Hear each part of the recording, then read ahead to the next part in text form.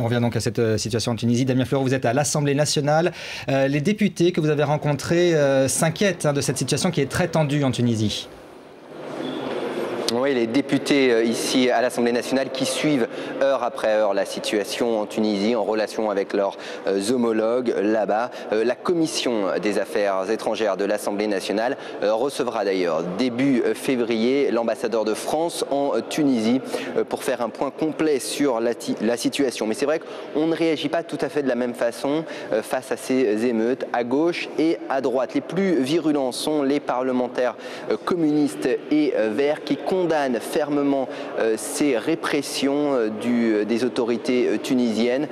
Au sein de la majorité, on est beaucoup plus prudent. Je vous propose d'écouter les réactions recueillies au micro de Diane Dezebeau, de André Gérin, député communiste, et la réaction d'Axel Poniatowski, le président de la commission des affaires étrangères. Il est membre de l'UMP.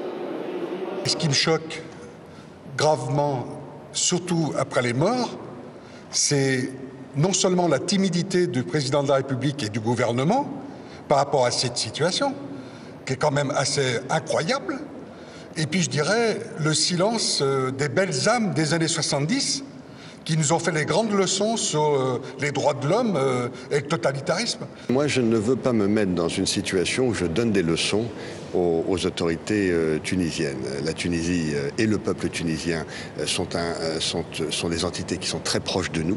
On a une longue histoire avec la Tunisie, avec l'Algérie également, et par conséquent, c'est sûrement pas nous, Français, qui sommes les mieux placés pour donner des leçons à qui que ce soit.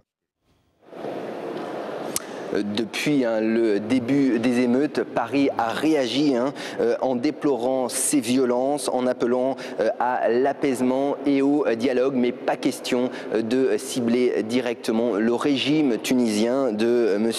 Ben Ali, qui a entamé en 2009 son 5e mandat consécutif à la tête du pays. Damien Fleureau en direct de l'Assemblée nationale.